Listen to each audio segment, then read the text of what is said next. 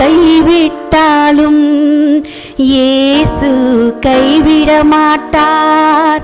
யார் உன்னை கைவிட்டாலும் இயேசு கைவிட மாட்டார்.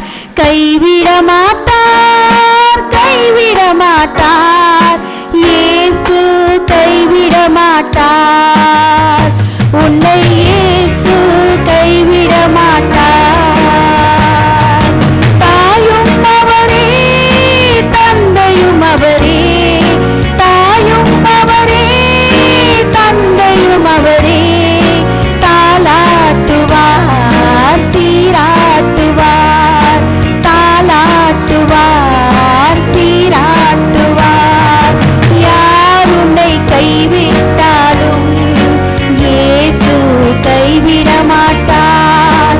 யார் உன்னை கைவிட்டாலும் இயேசு கைவிட மாட்டார்.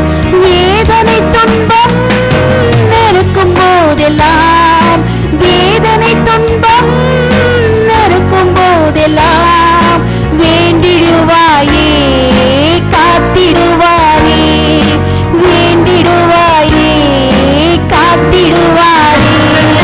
யார் உன்னை கைவிட்டாலும் இயேசு கைவிட மாட்டார். யார் உன்னை கைவிட்டாலும் இயேசு கைவிட மாட்டார். கைவிட மாட்டார், கைவிட மாட்டார், இயேசு கைவிட மாட்டார். உன்னை இயேசு கைவிட மாட்டார். இரத்தத்தாலே கழுவி விட்டாரே, இரத்தத்தாலே கழுவி விட்டாரே. ரட்சிப்பின் சந்தோஷம் நமக்கு தந்தாரே, ரட்சிப்பின் சந்தோஷம் நமக்கு தந்தாரே. யார் உன்னை கைவிட்டாலும் இயேசு கைவிட மாட்டார். யார் உன்னை கைவிட்டாலும் இயேசு கைவிட மாட்டார். ஆவியினாலே அபிஷேகம் செய்து, ஆவியினாலே அபிஷேகம் செய்து அன்பு வசனத்தால் நடத்துகின்றாரே, அன்பு வசனத்தால் நடத்துகின்றாரே. யார் உன்னை கைவிட்டாலும் இயேசு கைவிட மாட்டார். யார் உன்னை கைவிட்டாலும் இயேசு கைவிட மாட்டார். கைவிட மாட்டார், கைவிட மாட்டார், இயேசு கைவிட மாட்டார். உன்னை இயேசு கைவிட மாட்டார். நேரத்தில் இயேசு ஏலி ஏலி லாபா சபக்தாமி என்று மிகுந்த சத்தமிட்டு கூப்பிட்டார். அதற்கு என் தேவனே, என் தேவனே, ஏன் என்னை கைவிட்டீர் என்று அர்த்தமாம். நான்காவது வார்த்தை சிலுவையிலே இயேசு பேசிய வார்த்தை. 6 மணி நேரம் முதல் 9 மணி நேரம் வரைக்கும் பூமி என்றும் அந்தகாரம் உண்டாயிற்று. 9 மணி நேரம் இயேசு ஏலி ஏலி லமா சபக்தானி என்று மிகுந்த சத்தத்தோடு, மிகுந்த சத்தத்தோடு, இந்த வார்த்தை அண்டர்லைன் பண்ணிக்கோங்க, ஒவ்வொருவரும் புரிந்து கொள்ளணும். ஏன் அவர் சத்தத்தோடு அவர் கத்தினார் என்று, மிகுந்த சத்தத்தோடு அவர் கத்தினார் என்று இங்க தான் சொல்லுது. மிகுந்த சத்தமிட்டு கூப்பிட்டார். யாரை கூப்பிட்டார்? அவர் ஏன் சத்தமிட்டு கூப்பிட்டார்? இரவு முழுவதும் அவரை போட்டு சித்திரவதை பண்ணாங்க. முள்முடி சுற்றினார்கள், ரத்தம் சிந்தினார்கள், சாட்டால் அடித்தார்கள். அப்பெல்லாம் அவர் பேசாத கத்தாதவர். இந்த சூழ்நிலை கொஞ்சம் யோசிச்சு பாருங்க. ஏன் அவர் கத்தினார்? அப்படி மிகுந்த சத்தத்தோடு ஏன் கத்தினார்? இந்த சூழ்நிலை சிந்தித்து பாருங்க. 3 வார்த்தை நிமித்தம் அவர் சொல்றாரு, பிதாவே இவர்களை மன்னியும் என்று ஃபர்ஸ்ட் வார்த்தை சொல்லுது. 2வது வார்த்தை இன்று என்றோடி நீர் வான் வீட்டில் இருப்பாய் என்று 2. 3வது சொல்லுது இன்று இதோ உன் தாய் இதோ மகன் என்று. ஆனா 4வது வார்த்தை வித்தியாசமா மாறுது. இங்க பிதாவே போயிட்டு என் தேவனே ஏன் என்னை கைவிட்டீர்? ஏன்னா பாவம் தான் மனிதனுக்கும் கடவுளுக்கும் ஒரு பிரிவை உண்டாக்கியது. இந்த பிரிவு ஆதியில உண்டானது. ஒரு மனிதனால் பாவம் இந்த உலகத்துக்கு வந்தது, ஒரு மனிதனால் மீட்பு கிடைத்தது. அவர் பாவம் சுமக்கப்பட்டார், பாவமே அறியாதவர், பாவம் அவர் மேல் சுமக்கப்பட்டது. பிதாவும் அவரும் ஒன்றாயிருந்தார்கள். ஜான் 7:21 சொல்லுது, Father, just as you are in me and I am in you, they may also know. இந்த உலகம் அறியணும் நானும் நீங்களும் ஒன்றாயிருக்கணும் என்று ஜான்ல அதிகாரத்தில் சொல்றார், யோவான் அதிகாரத்தில். அதே மாதிரி ஜான் 5:19 சொல்றது. ஜான் 5:19 குறித்து வைத்துக் கொள்ளுங்கள். உங்களுக்கு இது வித்தியாசமாய் தோணும். இந்த வார்த்தையில அவர் ஏன் அப்படி கூப்பிட்டார் என்று இதோட விளக்கம் அதி சீக்கிரத்தில் உங்களுக்கு தெரியும், எதனால் அவர் அப்படி கூப்பிட்டார் என்று. ஜான் 5:19 சொல்லுது, Truly I tell you, son can do nothing.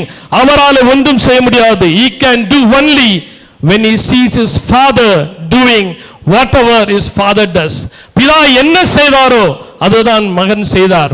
இப்படியே ஜான் 12:49 சொல்லுது, For I did not speak on my own. அவர் எதுவும் அவர் பேச விடவில்லை. But the Father who sent me commanded me to say that what I have spoken. அவர் சொன்னதெல்லாம் பிதா பிதா பிதா என்று தான். அவரும் பிதாவும் ஒன்றாயிருந்தார்கள். எப்படி, ஏன் இப்போ அவர் கூப்பிட்ட காரணம் ஏனென்றால் உலகத்தின் பாவம், அதாவது சென்ற காலம் பாவம், நிகழ்கால பாவம், வரும் காலத்திலே ஒவ்வொரு மனிதனும் பாவத்திலிருந்து விடுதலை பெறும் என்று பாவம் இல்லாத அவர் மேல் பாவம் சுமக்கப்பட்டது. கொரிந்தியர்ல சொல்லுது, இப்படித்தான் சொல்லுது. 2 Corinthians 5:21 God made him who had no sin. God made him who had no sin for us, for that in him we might become the righteous of God. நாம் அவருக்குள் தேவனுடைய நீதியாகும்படிக்கு பாவம் அறியாத அவரை நமக்காக பாவம் ஆக்கினார். பாவம் சுமக்கப்பட்டது. அவர் எதுவும் பாவம் செய்யவில்லை. கடைசி வரைக்கும் 10 கட்டளை நிறைவேற்றிய ஒரே ஒருத்தர் அது இயேசு கிறிஸ்துவானவர். அவர் ஏன் சத்தமிட்டு இப்படி ஒரு வார்த்தை சொன்னால் என்றார், எப்பொழுது மனிதனுடைய பாவம் சுமக்கப்பட்டதோ தேவனுக்கும் மனிதனுக்கும் ஒரு பிரிவு உண்டாக்குது. இந்த பிரிவு தான் அந்த இடத்துல வந்தது. இவ்வளவு நேரம் சீஷர்கள் ஓடிவிட்டார்கள், அவரை சித்திரவதை பண்ணார்கள், எது பண்ணாலும் தாங்கினார். ஏனென்றால் பிதா அவரோடு இருந்த காரணம். பிதா அவரோடு இருந்த காரணம் தான் எல்லாத்தையும் சகித்த முடியுது, எல்லாத்தையும் ஏற்றுக்கொள்ள முடியுது. ஒரு தைரியம், என் பிதாவினோடு இருக்கிறார் என்று. அவர் ஆதில் என்று சொன்ன வந்தால் பிதாவும் நானும் ஒன்றாயிருக்கிறோம் என்று. ஆனால் இந்த சூழ்நிலையிலே உலகத்தின் பாவங்கள் மேல் சுமக்கப்பட்டவுடனே அவருக்கும் தேவனுக்கும் ஒரு பிரிவு வந்தது. அந்த பிரிவு தான் அவரால் தாங்க முடியவில்லை. அப்பொழுதுதான் அவர் கத்தினார், என் தேவனே ஏன் என்னை கைவிட்டேன்? நாம் கைவிடக்கூடாது என்று தான் பாடிய பாடல், யார் உன்னை கைவிட்டாலும் அவர் உன்னை கைவிட மாட்டார். ஆதியிலே சொல்லிவிட்டார், உங்களுக்காக எப்பொழுது மனிதன் பாவத்தை செய்தானோ அப்பொழுது தீர்ப்பாயிற்று. அவர் நமக்காக இறங்கி வரப்போகிறார். இறங்கி வந்தார், தன் ஜீவனை கொடுத்தார். யாருக்காக? ஒவ்வொருவரும் சிந்திக்க வேண்டும். யாருக்காக அவர் வந்தார்? எதற்காக அவர் வந்தார்? ஏன் இயேசு கிறிஸ்துவார் ஏன் தேவனே என்று கத்தினார். இங்க அதுதான் சொல்லுது, அவர் கதறினார் என்று கூப்பிட்டு சொல்லுது. சத்தத்தோடு தேவன் எந்த இடத்திலும் சத்தத்தோடு அவர் செய்யவில்லை. ஜெபிக்கும் போது தான் சத்தத்தோடு ஜெபித்தார். இந்த வார்த்தை தான், இந்த 4வது வார்த்தை தெளிவான இருக்கும். என் அன்பான கிறிஸ்துவுக்குள் ஜனங்களே, இதை புரிந்து கொள்ளுங்கள். நம்முடைய பாவங்கள் மேல் சுமக்கப்பட்டதுனால தான் அவர் கதறி அழுதார். அந்த பிரிவு வந்தது. அந்த பிரிவு சாதாரணமான பிரிவு கிடையாது.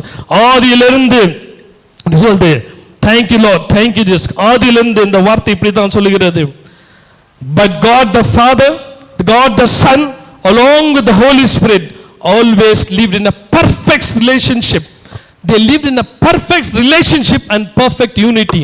அவருக்குள்ளே மூன்றும் ஒவ்வொன்றாயிருந்தார். மூவர தேவன் ஒன்றாயிருந்தார்கள். இந்த இடத்துல தான் பிரிவு காணப்படுது. ஏன்?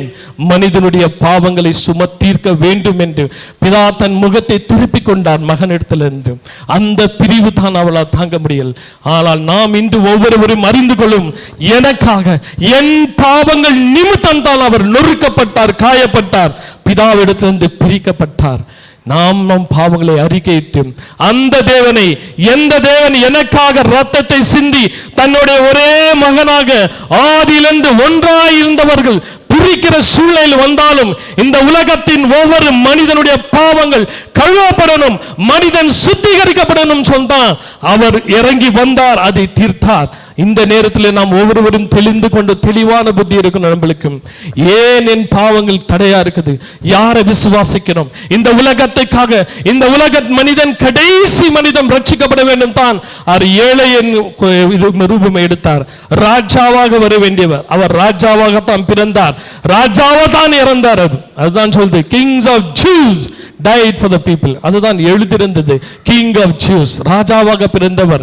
இந்த நாளிலே ஒவ்வொருவரும் இதை தெரிந்து கொள்ளுங்க. இந்த பிரிவு எதனால என்றால் நம்முடைய தான், நம்முடைய பாவங்கள் நிமித்தம். நம்முடைய பாவங்கள், ஒவ்வொருடைய பாவம், மனிதன் பாவங்கள் தீர்க்கப்படணும், மனிதன் சுத்திகரிக்கப்படணும். இழந்து போன அந்த உறவை மீண்டும் அவர் இணைக்கத்தான் அவர் வந்தார். அந்த இணைப்புதலை கொடுக்கும் போது தான் தன் பிதாவே அவர் பிரிக்கிற சூழ்நிலை வந்தது. பிதாவும் அவர் சொந்த மகனை, தன் மகனை அல்ல, தன் சொந்த மகனை அனுப்பினார். எதற்காக? ஒவ்வொரு மனிதனுடைய பாவங்கள் தீர்த்து மனிதன் பரிசுத்தமாக்கப்பட வேண்டும். ஒவ்வொரு வேத வசனம் முழுவதும் சொல்லுது அவர் எதற்காக இறங்கி வந்தார் என்று. ஒவ்வொரு நாளும் பீட்டர் 2:24 சொல்லி, he himself bore our sins in his body on the cross so that we might die to the sins and live for righteousness. நாமம்மால் நீதிக்கு பிழைக்கும்படி தான் அவர் வந்தார். நாமம்மால் நீதியில வாழ வேண்டும், நீதியில வளர வேண்டும், நீதியாய் கடைபிடித்து வாழ வேண்டும். ஒவ்வொரு நாளும் அந்த பரிசுத்தத்தை காத்துக்கொள்ளணும்.